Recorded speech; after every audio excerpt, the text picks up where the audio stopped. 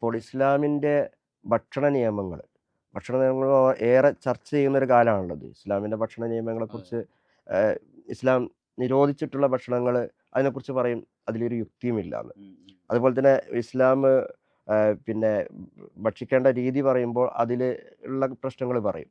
ഇങ്ങനെ രണ്ട് രീതിയിലും അതിനെ വിമർശിക്കാറുണ്ട്. അപ്പോൾ എന്താണ് ഇസ്ലാമിൽ ഏതെല്ലാം ഭക്ഷണമാണ് കഴിക്കാൻ പാടില്ലാത്തത്? യുക്തിയില്ല എന്ന് പറയുന്ന ആളുകൾക്ക് യുക്തി ഉണ്ടോ എന്ന് ആദ്യം ഒന്ന് പരിശോധിക്കണം. കാരണം ഇസ്ലാം വിലക്കിയത് ഹുർരിമത്ത് അലൈക്കുമുൽ മൈത്തത്തു വദ്ദമു വലഹമുൽ ഖിൻസീരി വമാ ഉഹില്ല ലിഗൈരില്ലാഹി ബിഹി. ആദ്യം പറഞ്ഞ മൂന്നെണ്ണം ഓരോന്ന്.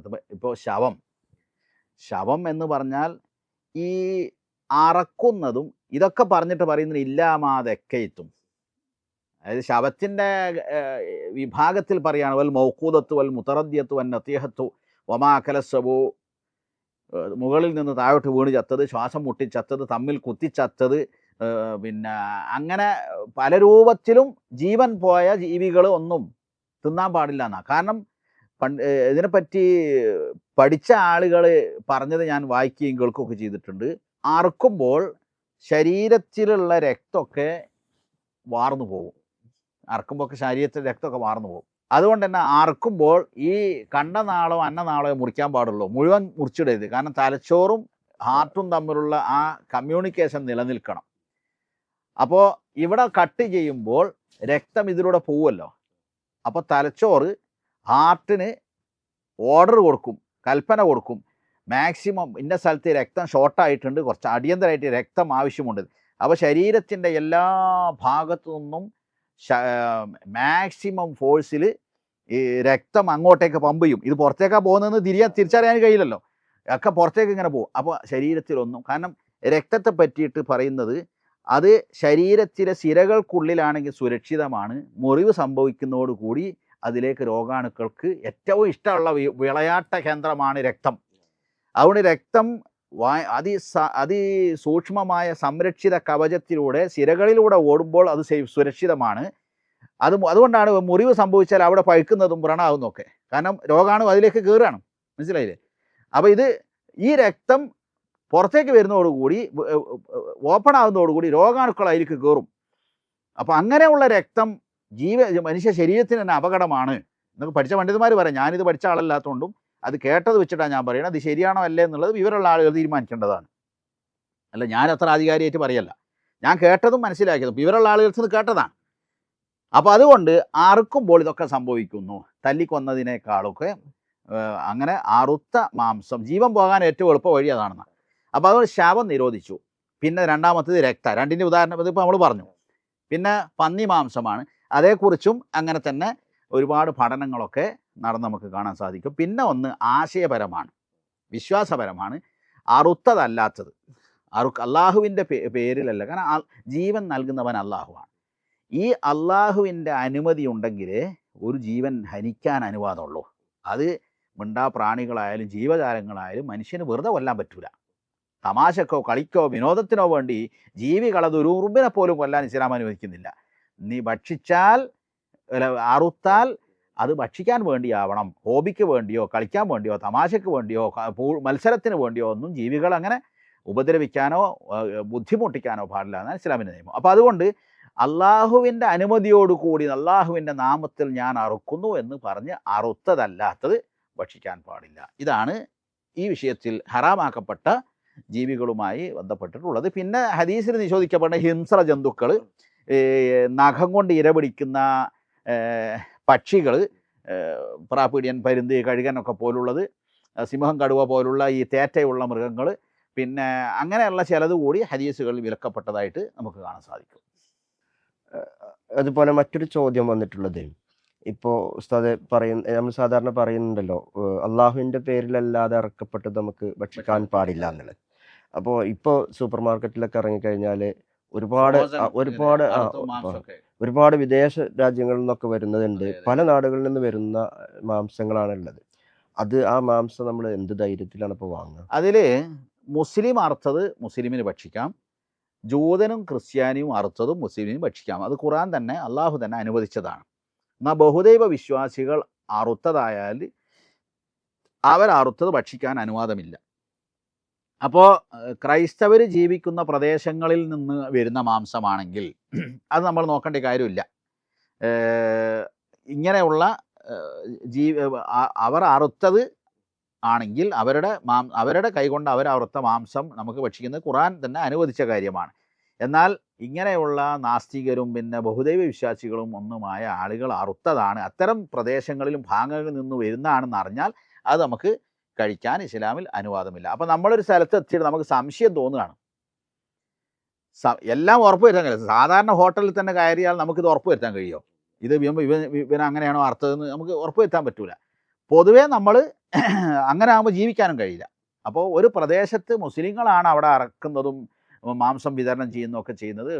അത് കോഴിയായാലും ബീഫായാലും മട്ടനായാലും ഒക്കെ മുസ്ലിങ്ങളും അല്ലെങ്കിൽ അങ്ങനെയുള്ള ഇസ്ലാം അനുവദിച്ച ഊത്തുൽ കിതാബ ബഹുദൈവ വേദക്കാർ അറുത്തതുമൊക്കെയാണ്. അതിനൊക്കെയാണ് സാധ്യത. അങ്ങനെയുള്ള ഒരു പരിസരമാണെങ്കിൽ നമുക്ക് ധൈര്യമായിട്ട് കഴിക്കാം. എന്നാൽ തികച്ചും ബഹുദൈവ വിശ്വാസികളുടെ കേന്ദ്രങ്ങളൊക്കെ ആണെങ്കിൽ അവിടെ ഒരു മുസ്ലിം അത്തരം മാംസാഹാരങ്ങൾ ഉപേക്ഷിക്കുക തന്നെ വേണം. അപ്പോൾ അതുപോലെ വേറൊരു ചോദ്യം വന്നിട്ടുള്ളത്, ഇപ്പോൾ ഈ അടുത്ത് ഒരു വിവാദം ഉണ്ടായിരുന്നു, അതായത് ഭക്ഷണത്തിൽ ഊതിയിട്ടാണ് ഭക്ഷണം കൊടുക്കുന്നത് എന്നുള്ളത്.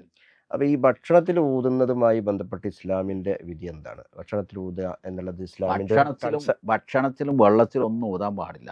നഹാ റസൂലുള്ളാഹി സ്വല്ലല്ലാഹി അലൈഹി വസല്ലം അൻ യതനഫസ ഫിൽ ഇനാഇ, പാത്രത്തിൽ ഊതുന്നത് നബി സല്ലല്ലാഹു അലൈഹി വസല്ലം വിലക്കിയിരിക്കുന്നു.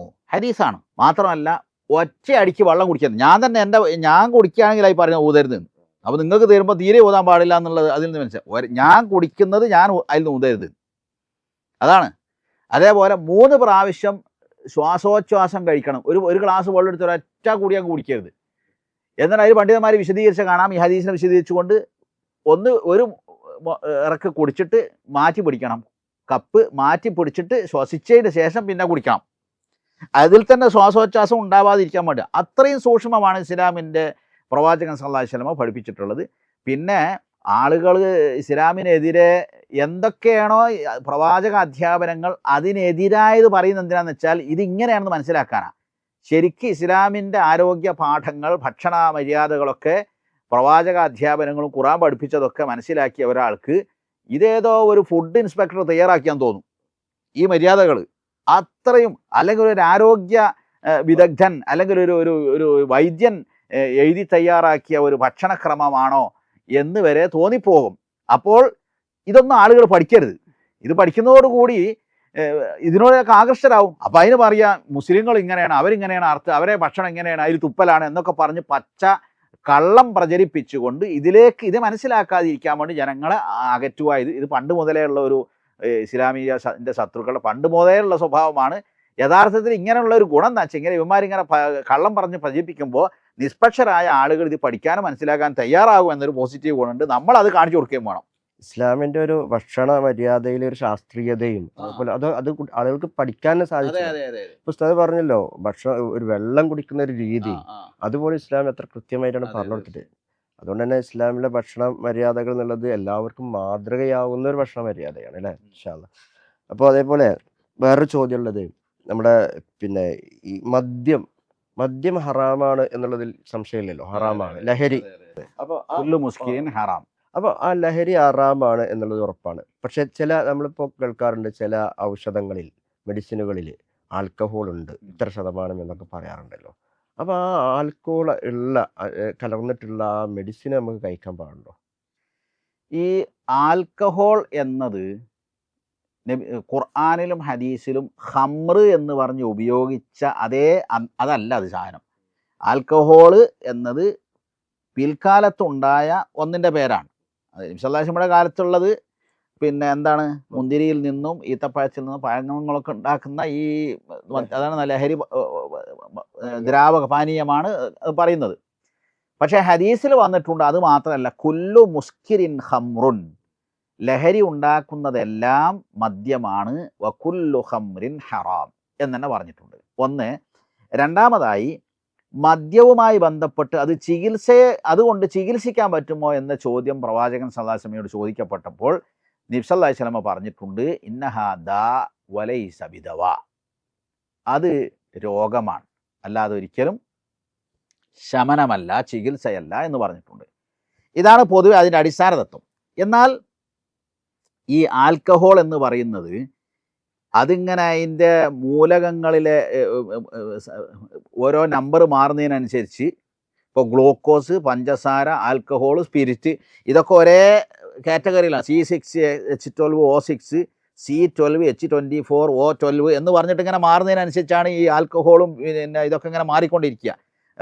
അപ്പോൾ മരുന്നിൽ ഉപയോഗിക്കുന്നത് ലഹരി ഉണ്ടാക്കുന്ന അളവിൽ ലഹരി പദാർത്ഥമാണ് എന്നാണെങ്കിൽ അതെന്തായെന്ന് പറ്റില്ല. പക്ഷേ അവിടെയും പണ്ഡിതന്മാർ പറഞ്ഞിട്ട് അദ്ദറൂറാത്തു തുബീഹുൽ മഹ്ദൂറാത്ത്. അപ്പോൾ ചില രോഗങ്ങൾക്ക് ഇത് മാത്രമേ ചികിത്സയുള്ളൂ എന്ന് വിദഗ്ധരായ ഡോക്ടർമാർ ആസകലം വിധി എഴുതിയിരിക്കുന്നുണ്ട്. അയാളുടെ രോഗമാണെങ്കിൽ അത് കഴിക്കാൻ നിർബന്ധിതനാക്കുന്ന രോഗവുമാണ്. അങ്ങനെയാണെങ്കിൽ ആ രോഗം മാറാൻ ഉള്ള ആ അളവിൽ തുഖദ്ദറു ബിഖദ്രിഹ, അനിവാര്യത അതിൻ്റെ തോതിൽ മാത്രമാണ് പരിഗണിക്കപ്പെടുക.